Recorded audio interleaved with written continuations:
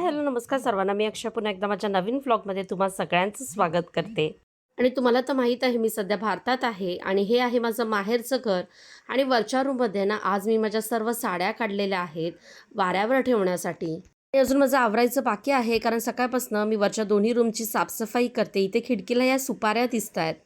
आमच्या घरालाच लागून आमचं गार्डन आहे जे आधी व्लॉगमध्ये मी तुम्हाला दाखवलेलं आहे. आणि आज वरच्या दोन्ही रूमची क्लिनिंग झाल्यानंतर इथे चेअरवरती मी सर्व माझ्या साड्यांना फॅनखाली ठेवलेल्या आहेत. आणि इथे या साडी कवरमध्ये ना सर्व ब्लाऊज आहेत.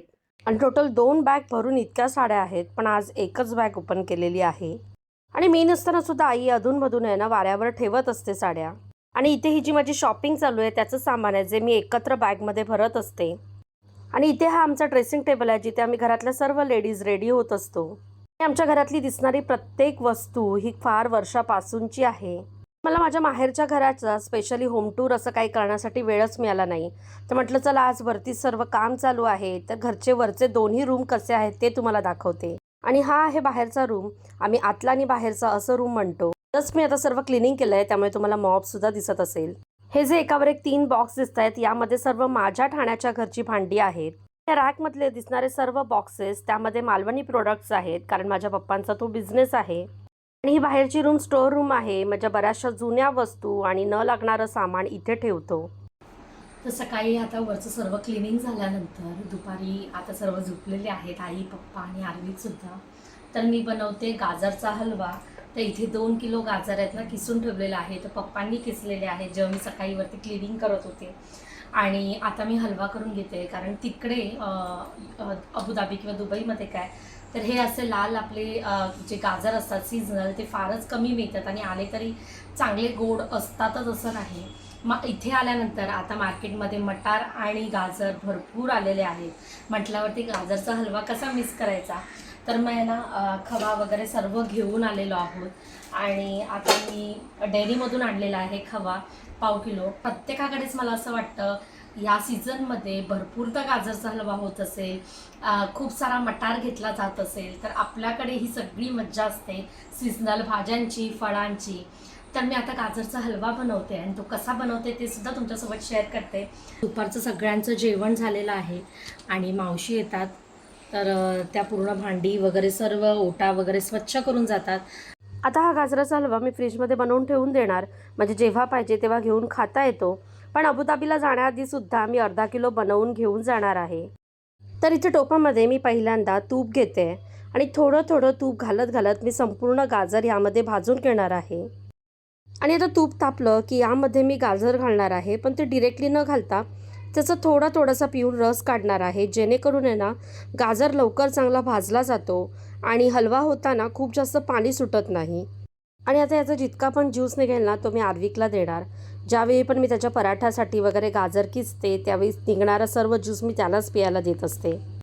आणि आमच्या किचनच्या पलीकडे या खिडकीतून काय आहे ते सांगते. तर मागे बिल्डिंग आहे आणि त्याची समोर इलेक्ट्रिक केबिन आहे. त्यावर खूप सुंदर असं पेंटिंग आहे जे थोड्याच वेळात मी तुम्हाला दाखवते. त्याआधी मी सर्व गाजर आहे ना इथे असं पिळून भाजायला टाकते म्हणजे तेपर्यंत ते भाजून होईल.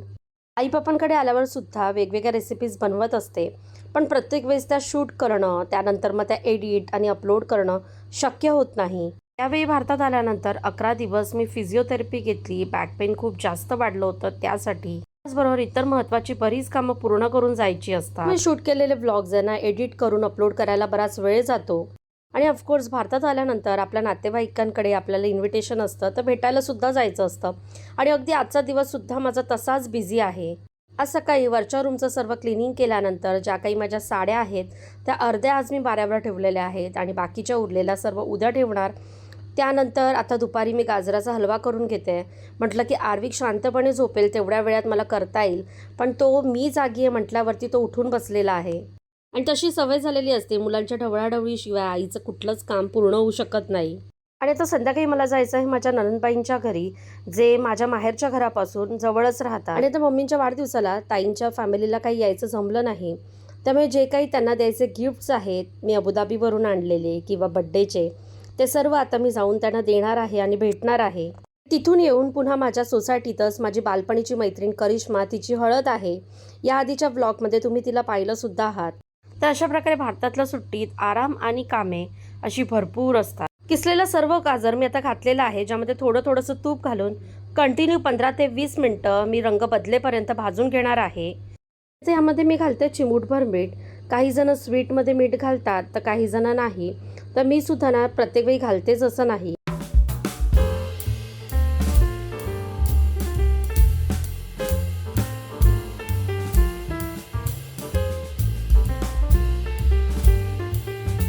पंधरा मिनटं गाजर व्यवस्थित भाजून घेतल्यानंतर त्याचा छान असा ऑरेंज रंग आलेला आहे. आणि आता यामध्ये मी घालते दूध. 2 किलो गाजरासाठी अंदाजे पाव लिटर दूध मी 2 वेळा पाटमध्ये घालून व्यवस्थित गाजर त्यामध्ये शिजवून घेतलेलं आहे. दुधामध्ये गाजर व्यवस्थित शिजल्यानंतर यामध्ये मी ॲड करते खवा. तर इथे 2 किलो गाजरासाठी मी टोटल पाव किलो खवा घेतलेला आहे. आणि त्यातल्या गुठळ्या फोडत मी व्यवस्थित सर्व आता मिक्स करून घेते. माझ्यासाठी गाजरच्या हलव्याची रेसिपी कधीच इन्स्टंट नसते, कारण त्याची प्रत्येक स्टेप इतकी इम्पॉर्टंट असते, भाजण्याची, शिजण्याची. त्यानंतरच गाजर हलव्याला एक उत्तम अशी चव येते. आता घातलेलं दूध आणि खवा गाजराच्या किसमध्ये छान मुरेल आणि त्यामध्येच तो शिजेल, यासाठी मी अर्धवट झाकण ठेवते.